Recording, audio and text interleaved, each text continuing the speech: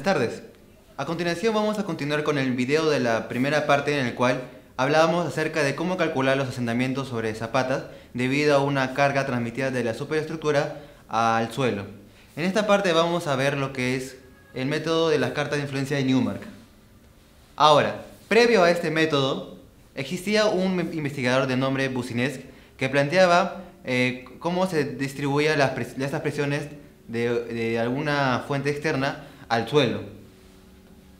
Específicamente, hablando de su teoría, llega para el caso de una zapata circular a esta expresión que relaciona cuatro parámetros importantes para poder hallar el esfuerzo aplicado a una cierta profundidad debido a ciertas características de la cimentación y del suelo.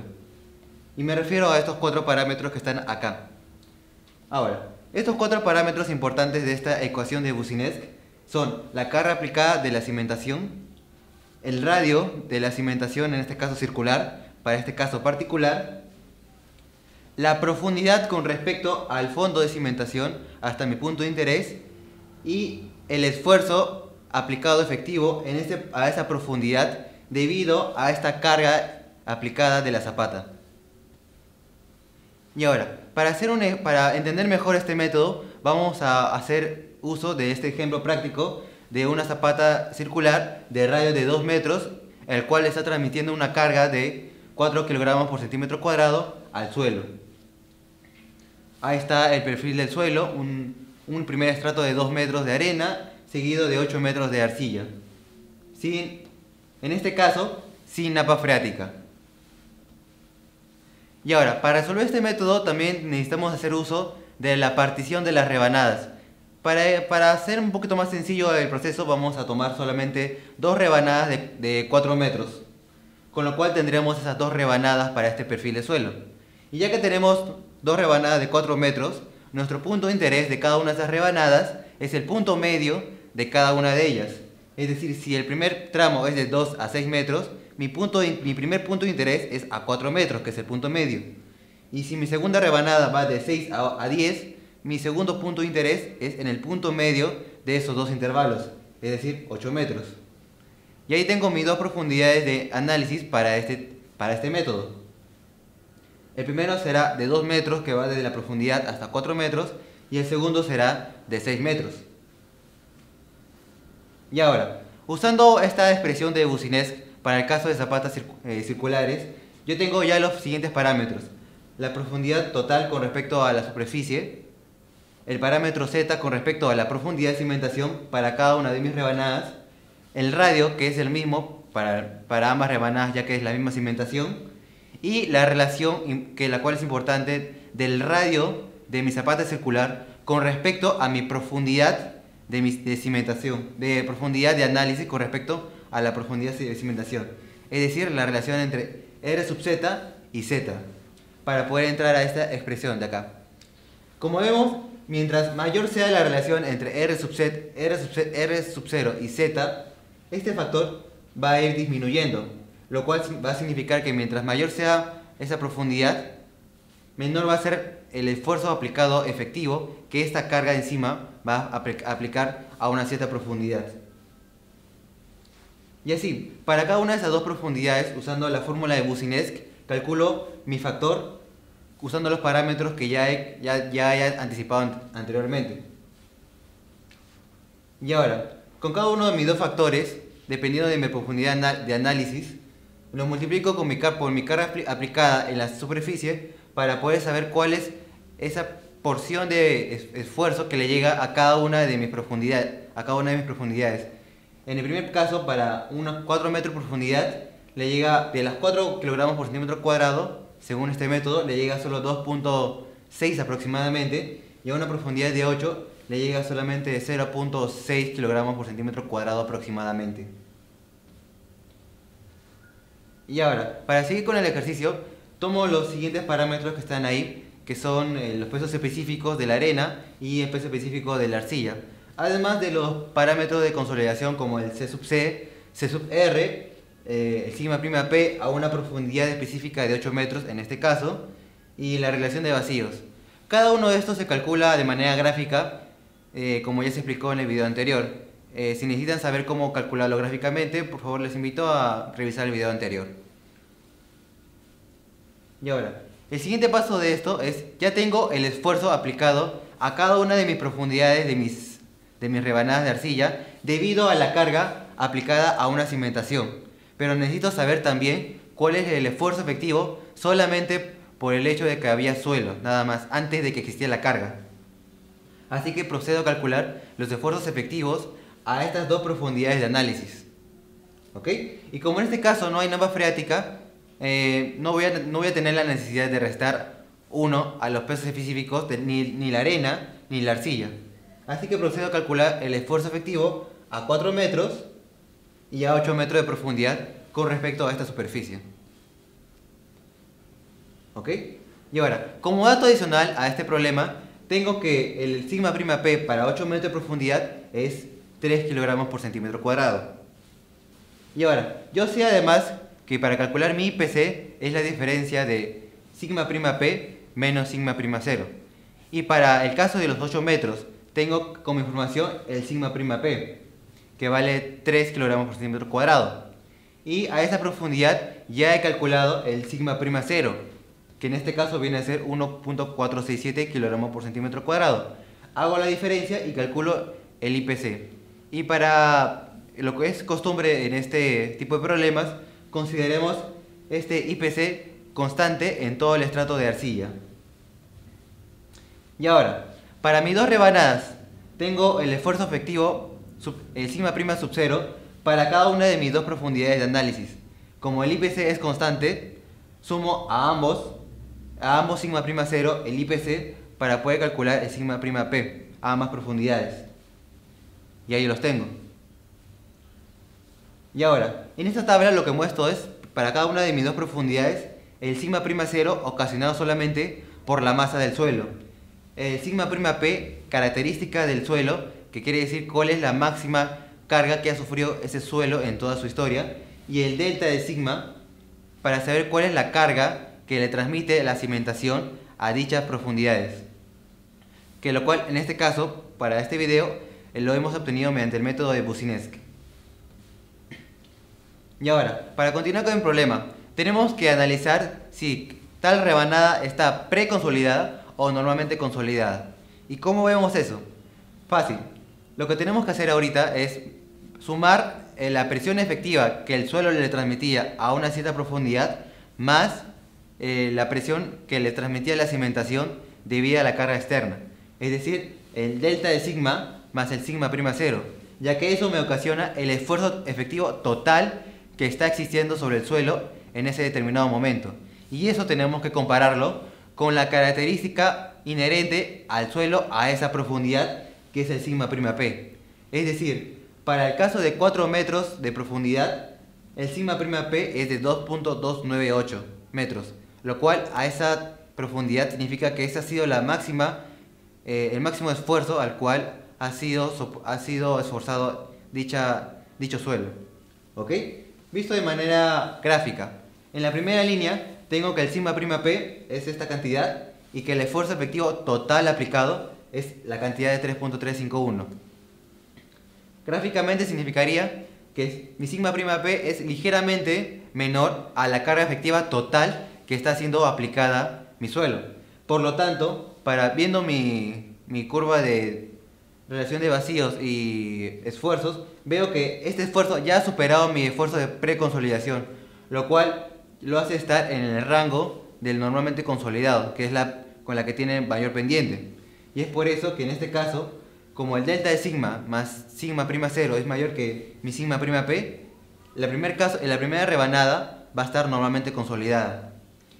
Ahora, en el segundo caso, veo que mi sigma prima P es mayor a mi esfuerzo aplicado, lo cual gráficamente significa que mi esfuerzo de preconsolidación es mayor a mi esfuerzo efectivo total aplicado realmente en el terreno a esa profundidad, lo cual significa que para esa rebanada se encuentra en el momento aún preconsolidada, ya que no ha superado este punto de acá, así que su comportamiento de esta rebanada va a ser preconsolidada.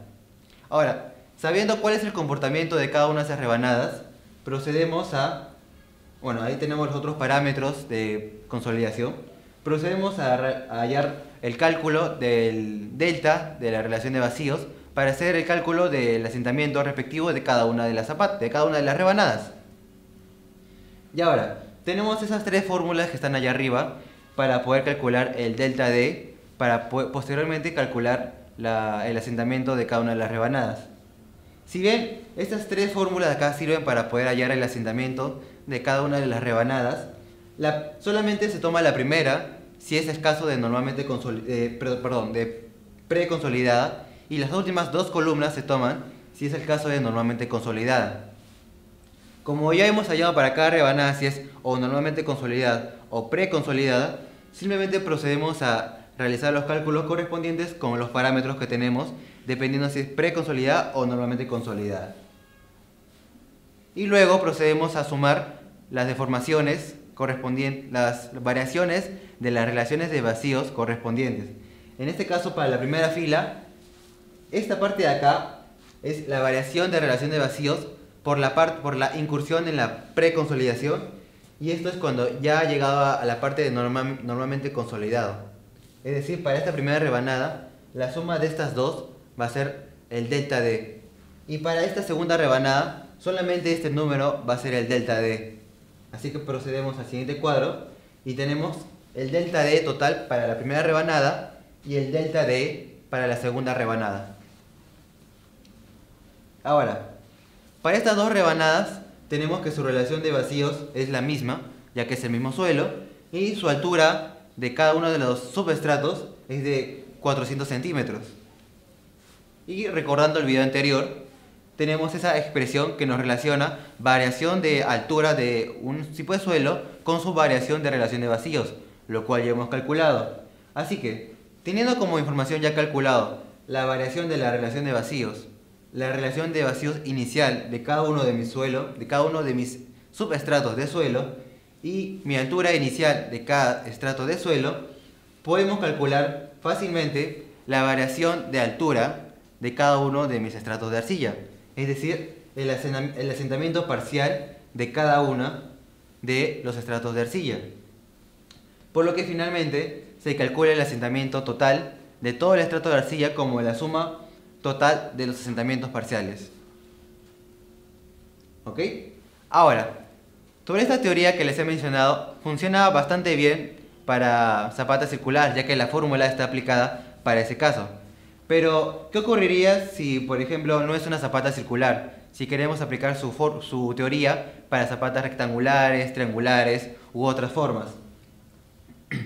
Bueno, inicialmente Boussinesq para zapatas rectangulares nos da este gráfico que ya hemos usado en el video anterior, que relaciona sus lados y otras expresiones para poder estimar cuál es la presión efectiva a cierta profundidad dependiendo de la carga aplicada aquí arriba. ¿Ok? Pero también nos da esta forma analítica de poder ver estos resultados.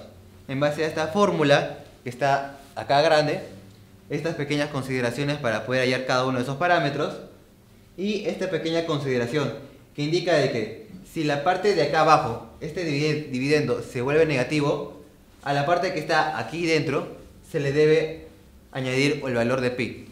¿Ok? Son solamente simples especificaciones numéricas para que este cálculo analítico tenga un sentido físico. ¿Ok? Así que, por cierto, así como en el gráfico original de Boussinesq, acá, esto de acá calcula el esfuerzo efectivo en la esquina de una de las subzapatas, y es por lo tanto, si queremos hallar el esfuerzo efectivo en el medio de la zapata, es necesario partir la zapata en 4 lados iguales. Igual, esta forma analítica también lo que hace es calcular el esfuerzo efectivo en la esquina de una de las zapatas.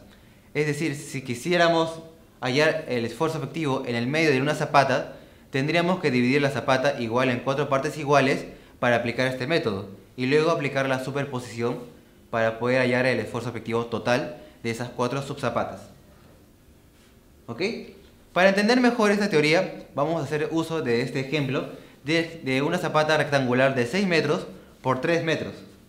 Pero, como a mí me interesa el esfuerzo efectivo en el centro de la zapata, ya que lo que quiero calcular es el asentamiento en el centro de la zapata, procedemos a dividir la zapata rectangular en 4 partes iguales, es decir, en pequeñas subzapatas de 3 metros por 1.5 metros.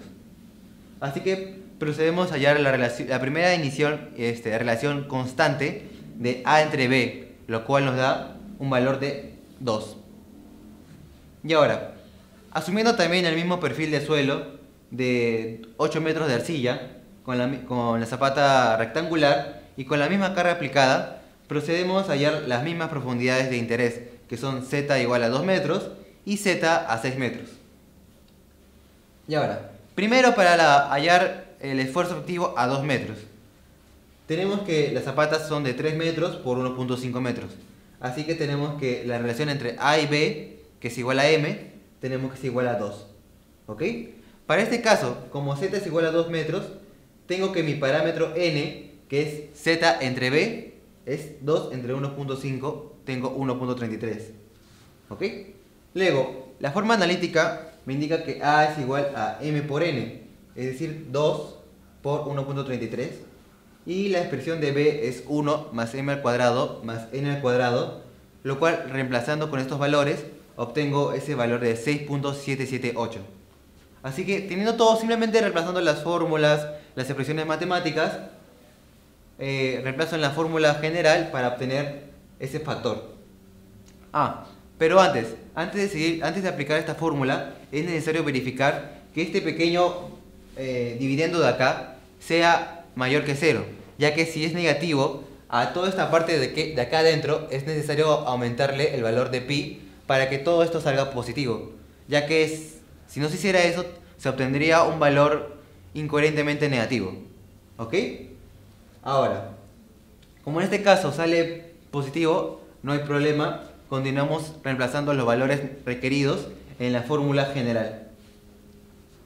Y ahora, para el caso de 6 metros se realiza lo mismo. Se tienen los lados de la zapata, de las subzapatas, se calcula el parámetro M, se calcula el parámetro N de la misma manera, y se calcula de igual manera los valores de A y B mayúscula. Y de igual manera se prevé que el dividendo sea positivo o negativo y hacer la corrección correspondiente. En este caso, como sigue saliendo positivo, no hay una corrección que hacer, por lo cual la expresión sigue exactamente la misma. Si hubiera salido negativo, dentro de este arco tangente hubiera sido necesario insertar el valor de más pi para que esto de acá salga positivo. ¿Ok? Así que procedemos a tabular los valores que ya tenemos. Para cada una de las profundidades tengo mis parámetros ya calculados. Así que luego de reemplazar todos mis parámetros en esta expresión, tengo que mi factor para cada uno de ellos es 0.17 y 0.0475.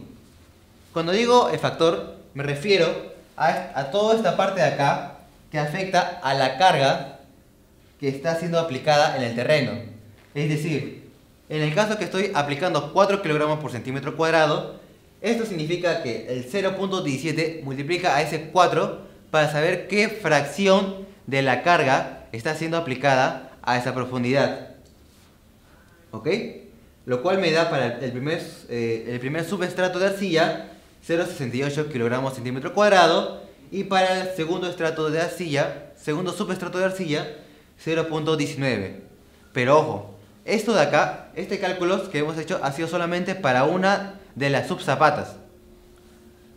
Por lo tanto, nos falta hacer una superposición de las 4 subzapatas para poder continuar, ya que ese delta de sigma solamente es para una de las 4 subzapatas. Por lo tanto, si quiero saber el delta de sigma total de toda la zapata, simplemente procedo a multiplicar 4 veces este delta de sigma, ya que este delta de sigma es ocasionado solamente por una de las subzapatas. Por lo cual me da el delta de sigma total debido a toda la zapata para la profundidad de 2 metros y para la profundidad de 6 metros con respecto a la profundidad de cimentación. Y el resto del procedimiento es el mismo. ¿Por qué? Porque con este método ya hemos calculado lo que es el delta de sigma, lo que ustedes suelen calcular con el gráfico, teniendo M y N con el gráfico de Boussinesq. Así que básicamente ustedes ya teniendo el delta de sigma, ustedes ya podrían continuar con el mismo procedimiento que hemos visto en ejemplo anterior. ¿Ok? Y ahora, vamos a ver, ahora que hemos visto más ampliamente la teoría de Boussinesq aplicada para zapatas circulares y no circulares, vamos a hablar acerca del tema de las cartas de influencia de Newmark. Newmark tomó como referencia la fórmula usada para zapatas circulares, que está acá, de Boussinesq. ¿Ok? Simplemente tomó la carga aplicada que estaba acá y lo pasó a dividir. Y obtuvo una relación del esfuerzo efectivo a una profundidad con respecto a la carga aplicada. Y el otro lado tiene la relación del radio de la zapata circular con respecto a dicha profundidad. ¿Ok? Newmark partió de esta expresión para poder construir sus cartas. ¿Ok? Así que, ¿qué fue lo que hizo Newmark? Dijo, ok, para que la relación entre sigma prima 0 a una cierta para tener la relación entre el esfuerzo efectivo a una profundidad respecto a la carga aplicada de 0.1, es decir, que solamente el 10% de la carga aplicada llega a cierta profundidad, halló la relación del radio y la profundidad. Y así sucesivamente fue tanteando hasta tener el valor de la unidad. ¿Ok? Gráficamente, ¿cómo se vería esto? Por ejemplo, para el primer caso, Newmark halló que si tengo un radio de zapata cuyo valor es 0.27 veces la profundidad de análisis, el esfuerzo efectivo a dicha profundidad sería de 0.1 veces la carga aplicada. Gráficamente, ¿esto cómo se ve? Si acá yo tengo una carga aplicada de una zapata de un radio cualesquiera y tengo una profundidad de análisis definida, si esta es la relación entre mi radio y mi valor de profundidad, tengo que a esta profundidad el esfuerzo efectivo es de 0.1 veces la carga aplicada en esta cimentación. ¿Ok? Ya. Y Newmark dijo, ¿y qué tal si partimos esa cimentación circular en 20 partes iguales? Si hacemos eso, tendríamos el gráfico siguiente ahí, de acá.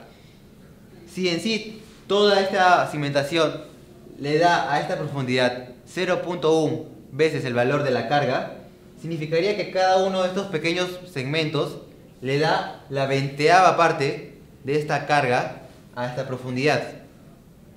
Es decir, a esta profundidad, cada una de estas pequeñas rebanadas circulares le daría 0.1 veces Q entre 20, ya que son 20 partes las cuales han sido divididas. Es decir, cada uno de estos pequeños segmentos circulares le daría 0.005 veces la carga aplicada a esta profundidad, cuando la cimentación tiene un radio igual a 0.27 z. ¿Ok? Y este 0.005 es importante, ya que ese valor Newmark lo definió como su valor de influencia de su zapata con respecto a esta profundidad. ¿Ok? Así que Newmark, para poder graficar esto mejor, dijo, ¿y qué tal si lo dibujamos a escala? ¿A qué me refiero?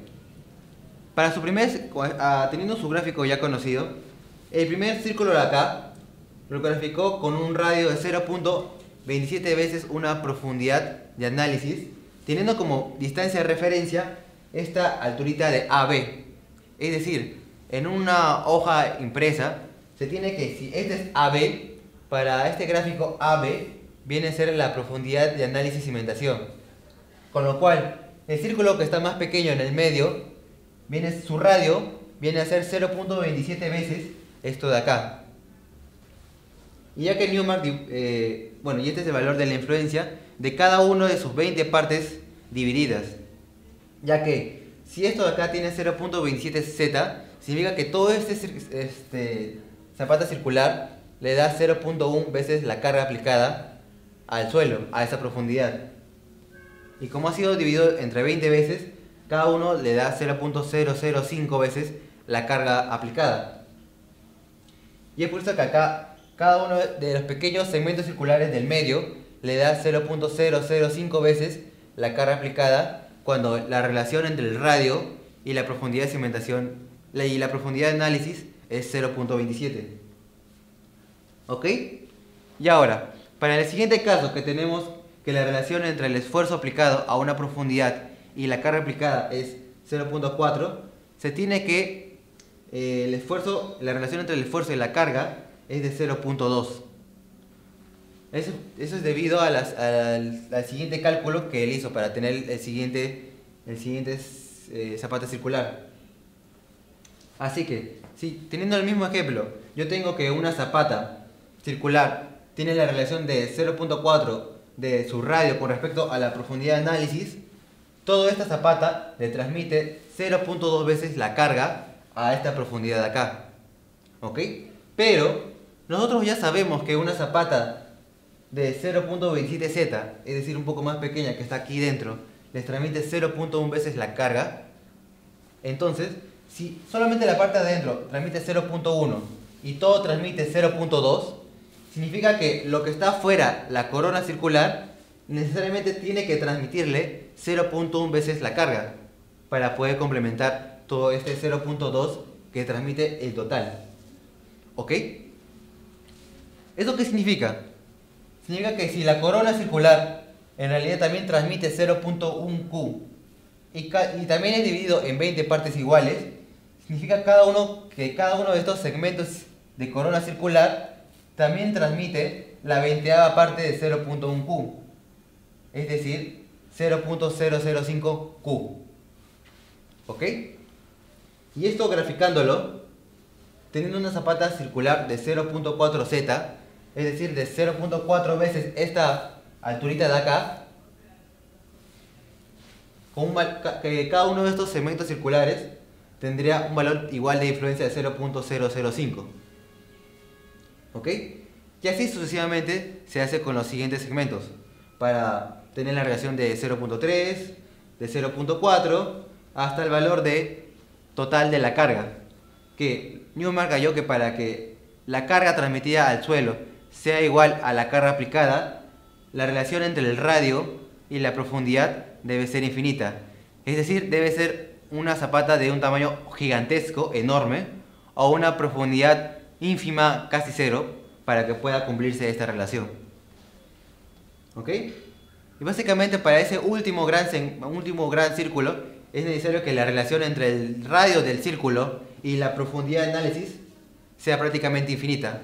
Y es por eso que para su gráfico el último círculo más grande se asume de tamaño infinito. Y es por eso que no está abarcado en la hoja de acá. ¿Ok? Así que básicamente resumiendo, lo que Newmark hizo fue graficar cada uno de esos zapatas circulares escaladas con respecto a la profundidad de análisis para poder estimar cuánto sería el esfuerzo transmitido al terreno debido a una carga, tomando como punto de referencia su valor de influencia de acá. Y ahora, ya para zapatas circulares queda bastante claro que simplemente cada uno de esos segmentos circulares le transmite 0.005 veces la carga aplicada.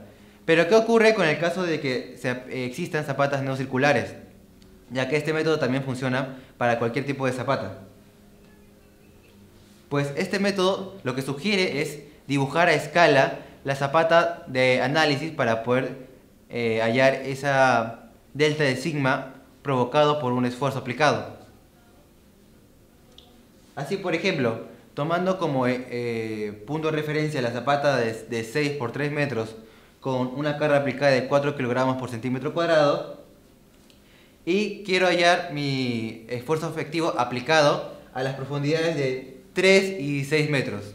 Eso es lo que me pide este ejemplo. Y vamos a hacer uso de las cartas de influencia de Newmark para poder calcularlo. Así que, lo primero que tenemos que hacer es ver esta parte de abajo del gráfico.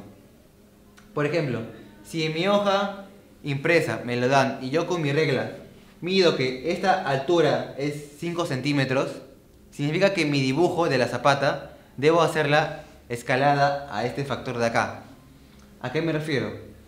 Si este en mi hoja viene a ser mi valor de Z, y el valor de Z a mí me han pedido que sea 3 metros, pero mi hoja es de 5 centímetros, entonces procedo a calcular mi factor de escala para dibujar mi zapata. ¿Ok?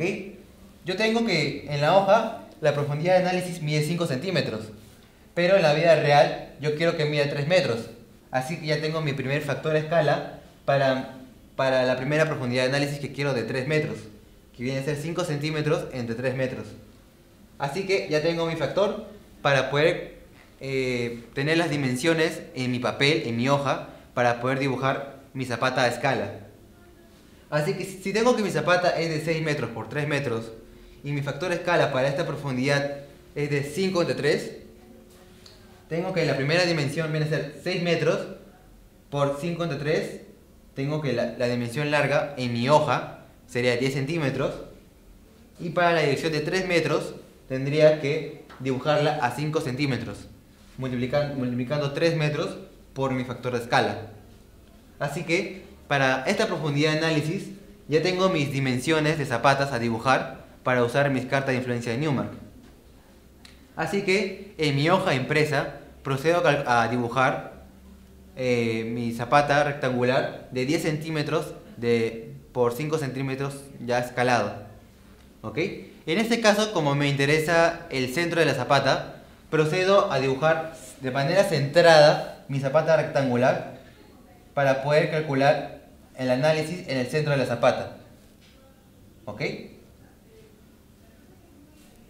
Y ahora lo que procedo a hacer es contar los números de sectores encerrados por mi zapata dibujada. Es decir, una vez que ya he dibujado mi zapata escalada, lo que procedo es a contar los segmentos circulares y cuadrangulares de corona circular que estén encerrados dentro de mi zapata ya escalada. Esto obviamente es un poco subjetivo, ya que depende de su pulso, depende de qué también lo puedan dibujar, de que también puedan rellenar áreas, de transmitir áreas de acá para ver dónde pueden rellenar áreas y dónde no. Y para el ejemplo de acá, se estima que hay unas 36 sectores encerrados dentro de esta zapata. ¿Ok? Eso es lo primero que tienen que hacer. Luego, para poder calcular el delta de sigma provocado a una cierta profundidad, usan esta pequeña expresión. El valor de la influencia, que es 0.005, que es la influencia de cada sector, por la carga total aplicada, que en este caso es 4 kilogramos centímetro cuadrado, por el número de sectores encerrados que ustedes han contado, es decir, 36. Y con esto obtienen el delta de sigma aplicado a una profundidad usando las cartas de Newmark. ¿Ok? Y ahora, ya hemos calculado esto para los 3 metros de profundidad. Ahora procedemos a hacer lo mismo para los 6 metros de profundidad. Y ahora calculo mi nuevo factor de escala. Yo tengo que en mi hoja, esa pequeña alturita de AB, si la mido con la regla, no digo que sea siempre, depende a qué tamaño lo imprima, cómo lo tengan ustedes. Ustedes tienen que medir en su hoja cuánto mide con su regla esa pequeña distancia.